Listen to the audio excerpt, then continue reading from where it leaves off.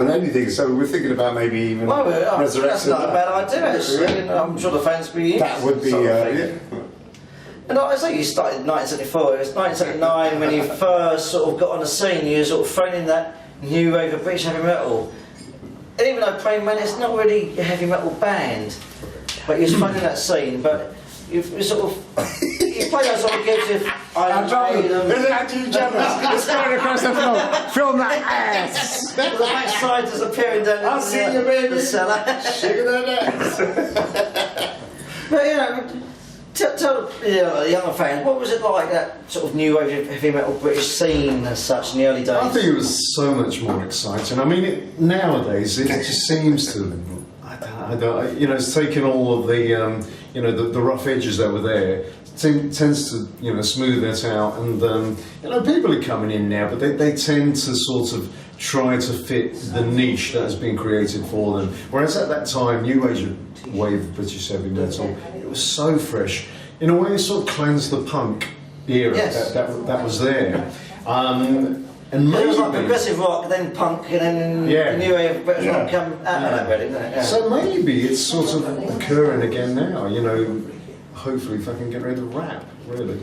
And are you amazed? Like I say, it's gone full circle. You know, like I'm an old fart, I'm never in the original days, but you get so many younger fans who are like 18, 22 years old. They're sort of junkie identical to mine, and big fans, like I say, Patrick Ardias from Belgium, massive fans of the new British metal scene. Does that amaze you?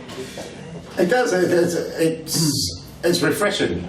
It is a refreshing thing. The whole, like I said, Chris said, it's come full circle, and I like to hope, you know, like stuff like what do you call it? No, what's the thing on Xbox and all that, and PlayStation thing? Oh, Guitar Hero. Guitar Hero. That's it. And, I mean, that's not a whole sort of elevation. Anyway, so that's this is our cover. I've only saw the rock, by the way. Shagging. This is Mike. Come in. Yeah, Mike, come in. There's Mike through there. This is our drummer. Listen. This is our new drummer, Mary Mackenzie. I was just trying not to and here we have the moment. To say a few words. Who's going to say a few French words? How do you say metal? How do you pronounce the UEP, by the way? Because none of us know how to pronounce it. Where's Andy? Metamorphosis. Metamorphosis. That's what it sounds. Where were we? I have no idea. We've got a homo guitarist missing, but anyway. Going back to the early days, like I say, you were that melodic rock sound, and you was around at the same time as Iron Maiden, and exactly at the same time, and they got a similar guitar sound, and you know, they nicked it off of us. Yeah, exactly. You know, did they nick it off you? In fact, I'll tell you a really poignant story about Iron Maiden versus Praying Mantis. We did the Music Machine one night. Camden, yeah. That's the one, which is now Coco's, I think. Yes, Coco. Yeah. And our drummer at the time, Dave Potts, he came to us at the end of the gig and he said, "I just been offered a gig with Iron Maiden, but I told him to F.O. Because I'm going to make it big and play it ready." I've been loving it about it ever since. He's a recluse now.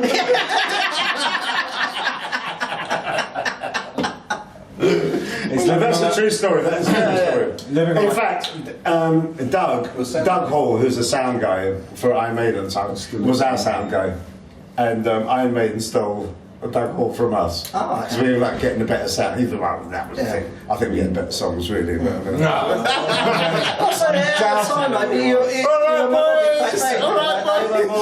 sorry, I had to say that.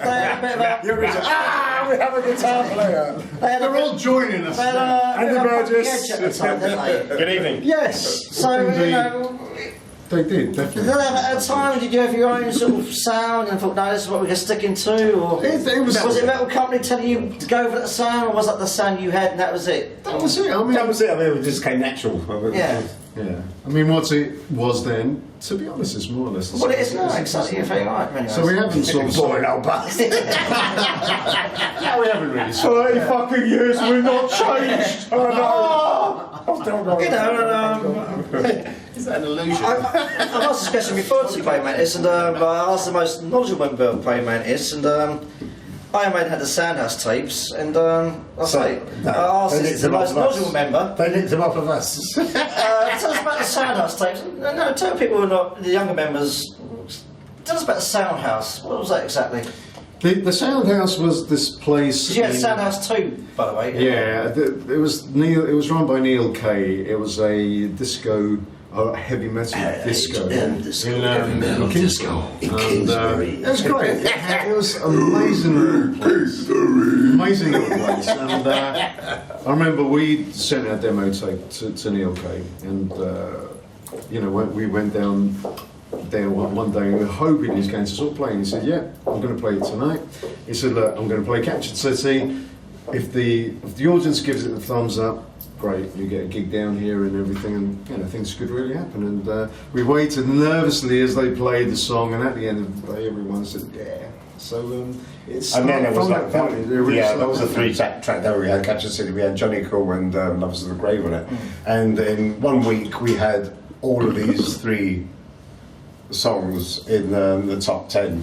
Yeah, because obviously people today, they look at download charts or whatever, but them days it was like... It was in the sounds. It was charts from the top requested songs and a discotheque basically, that's what it was. And yeah, and you're right, Play Mantis were the most requested tracks, and it wasn't like I'll buy you a beer. No, that's right. I mean, if anything, we were ahead of Iron Maiden, because Iron Maiden came in after us. Yeah. Cunts. Just seeing those shoes. Let's say you played the Reading Festival summertime, and Plural Tuesdays. Not that I'm jealous of them. when you played Reading Festival, what was that like at the time? And Oh, it's it was fantastic. great time, great lineups. So looking back at it now, and I think It's still probably... I didn't get such a... I mean, the next time I got that adrenaline buzz was when my first daughter was born. But going out in Reading, and we looked out from the back of the stage, I saw that sea of heads out there. There was about 30,000 people going. So and then we just literally we downed a whole bottle of Remy between the 4 of us. Remy and Cokes just all round as like a large one. So we just checked those down us and we just went out there because we didn't know what it was going to sound like, because we didn't do a sound check, because we did the vocal harmonies. Really worried about what it was going to sound like in the chorus, and we just got on there and just played it and said, whoa, man, this sounds great. And as soon as that chorus came in, we just heard all those vocals that's coming through. It was an amazing feeling. And what year was that you played Reading? 1980 was the first one. So who else was on the bill that year? 80. You, I tell you, it was you were Rory there, Gallagher. Yeah, Rory Gallagher. He was throwing bottles at us. It was a shite. Wasn't it Def Leppard? Def Leppard, yeah, it was Def Leppard when they did the. That was when they were getting bottles of piss. We were Slade following them. They were bottles of piss being drinking. Yeah. We didn't bottle Mantis, but we bottled Leopard because they did the. Right. Bang goes your support slot Def Leppard this year. Didn't you know I was going to tell you this putting them next month? I think we're fairly safe personally. No, was it 83 you did it again? Was it 82. 82, yeah, we did that. That was with Bernie. Yeah, that's right. No, we had the keyboard player. There was only one guitar player, and it was me and John Bateman on keyboards. That was the Jazz Trilogy one That that you did. So I fast forward again to 2011. Like I say, you've done Sanctuary, you've done the Metamorphosis. Metamorphosis. Actually, this is going to be, we're going to call it Metamorphosis. It's a double album. What tracks are you going to put on EP2 yourself? Let's count this. There's There's a going to be 6 long list you songs. could choose from. Let's go 6. No, 6 songs. Beads of Ebony. Beads of Ebony. Cheated. Flirted with Suicide. Borderline. Money for Tomorrow? Can't See the Angels, and did I say Flip the Sister? You said 6. I thought there was only 5. 30 Pieces of Silver. There was one song that Praying Mantis actually recorded, and it turned out to be a top 10 hit. Unfortunately, not for Praying Mantis. A song written by Ross Ballard, I Surrender. I undressed her. And so tell us the story behind that, because you was going to record that first. We had it pretty much sewn up in the studio, the whole thing, the backing track. Even down to a guide vocal. We had a guide vocal and we did all the backing tracks. Everything was down. And we're just about to put the lead vocal on, and our manager came to us and said, Rainbow have taken it. And we go, ooh. That close. That close. Can I say, you know, have you got That one. is there a recorded version out there somewhere in your thoughts of that song? Sorry? I wouldn't. No, is there a C90 cassette tape somewhere of Praying Mantis recorded? I Surrender. I know, some The the truth, 2-inch. I haven't got the... The 2-inch. the 2-inch. No, he's got a 2-inch, believe me. Yes. That was way before the 7-inch. Is there a version of that song? Got a whole bit of bass off. It's there. Probably takes all 2 inches of on the Tino original Troy. 2-inch tape. We didn't even have... We didn't even do a mix. We didn't do We a didn't final have mix. Tampax because tapes in those there was days, no really. point.